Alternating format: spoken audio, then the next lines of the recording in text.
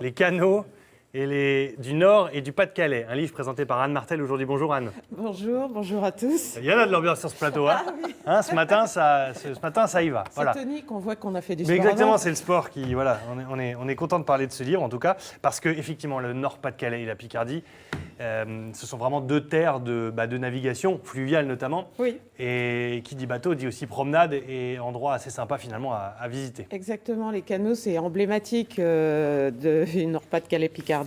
C'est d'ailleurs le réseau de canaux le plus dense de France. Donc c'est intéressant de se pencher là-dessus.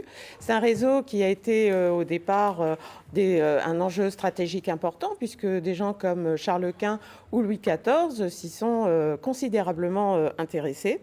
Et puis maintenant, effectivement, on a eu de la batellerie pour l'industrie, mais on a aussi maintenant du tourisme fluvial sur ces canaux, et c'est absolument magnifique à faire.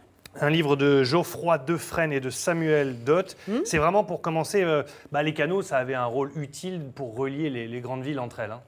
Oui, et puis alors, si vous voulez, la pratique des canaux, elle est née en Vénétie au XIVe siècle. Et puis après, avec Charles Quint, justement, on a les Pays-Bas, les Flandres, et notre région aussi, qui était sous domination espagnole, eh bien, a commencé à s'y intéresser. Donc au XVe, on a commencé par palisser les berges et ensuite on a installé des écluses. Mais les écluses, au départ, elles étaient en bois. C'était, vous imaginez une planche qu'on met comme ça un petit peu en travers et on faisait glisser les embarcations dessus.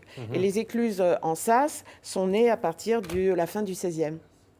Pour être encore utilisées finalement maintenant. Pour être encore elles sont modernisées, le principe est encore utilisé maintenant. Page 33, direction l'Escaut. Parce que là, c'est une image vraiment... C'est une carte postale, finalement. Regardez c'est tout à fait une carte postale. Photo. Alors là, on est au XVIe siècle. Et c'est donc Charles Quint qui souhaitait voir l'Escaut, navigable de Cambrai à Gand.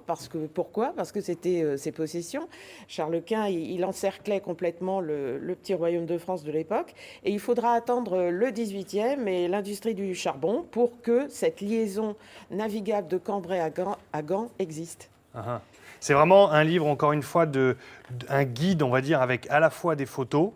Là, je zappe encore, regardez celle-là, entre des photos, accompagnées de textes, d'illustrations et de petites anecdotes, en fait, des cartes postales, c'est des informations très précises. Il y a plein d'informations. Alors moi, je voudrais qu'on se rende plus loin en avant dans le livre, vers la A.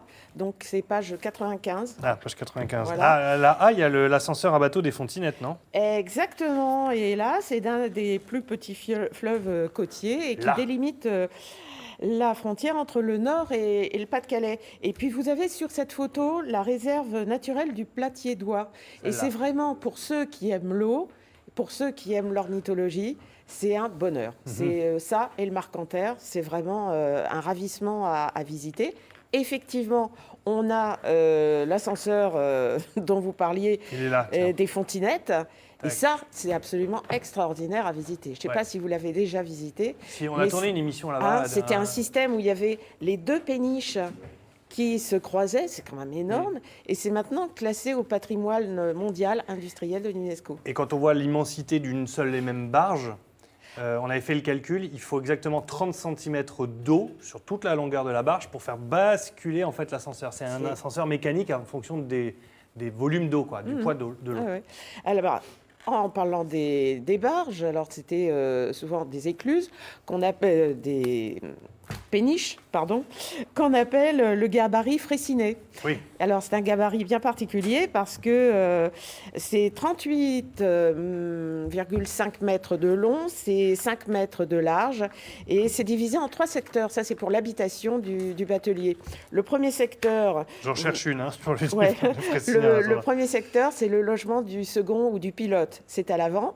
Vous avez une petite trentaine de mètres pour la cargaison et le logement familial qui est un carré de 5 sur 5 est situé à l'arrière. Et au-dessus du logement familial, vous aviez, et vous avez toujours d'ailleurs, la timonerie qui abrite... La timonerie, c'est ce qu'on voit là tout en haut. Voilà, qui protège l'appareil à gouverner. Et donc, c'est un gabarit qui existe depuis la fin du 19e. En quoi ça fait partie, encore une fois, de notre tradition et de notre culture ici, Nord-Pas-de-Calais, Picardie et Hauts-de-France de manière générale maintenant ? Parce que c'est dans notre région... Alors, d'abord, vous aviez un pouvoir central centralisé vers le nord de la France. Pourquoi? Parce que, je parlais de Charles Quint tout à l'heure. Le roi de France, il fallait absolument qu'il protège ses frontières sur la Flandre, sur l'Est, parce que c'était à Habsbourg, et sur le Sud, parce qu'à l'époque, Charles Quint, il a eu, à un moment de sa vie, l'Espagne, une partie de l'Italie, l'Est, toute l'Allemagne, et les Flandres, la Belgique et une partie du nord de la France. Et donc, il fallait absolument que le pouvoir central soit relativement haut. Donc, on va s'établir à Paris. Et puis, il fallait qu'on puisse avoir des voies d'accès navigables. Donc, on a travaillé très fort sur ces sujets-là. Et Charles Quint et Louis XIV. Et puis effectivement, il n'y a pas que les canaux avec les péniches, il y a aussi les petits marais. Finalement, ça fait partie de nos cours d'eau et on en a beaucoup ici en Picardie notamment. Oui. Là, on est au marais de Niorlais, c'est à Clermarais, c'est près de Saint-Omer, je crois. Et il faut absolument continuer à développer ces sites parce que c'est vraiment une chance touristique. On peut être la Venise du Nord, c'est pas forcément que Gand. Il peut y avoir plein de villes qui peuvent prétendre dans le nord de la France à cette appellation. Très bien. Ce sont des balades faciles? Ce sont des balades très faciles. À la nage. Non, mais même les petites péniches qu'on peut louer en famille, bon, on n'a pas besoin du permis bateau pour naviguer. Il y a des consignes, mais ce ne sont pas des bateaux qui vont très vite. Après, vous faites une petite heure de pratique avec le loueur et on peut s'en sortir très vite. Il faut les gilets de sauvetage à bord. Obligatoire. Merci beaucoup, Anne, de nous avoir présenté ce livre, Les canaux du Nord et du Pas-de-Calais, un livre de photos, de textes, aux éditions Ouest France, hein, c'est ça, Geoffrey Defresne et Samuel Doll, tous les cours d'eau de notre région. Merci beaucoup, Anne.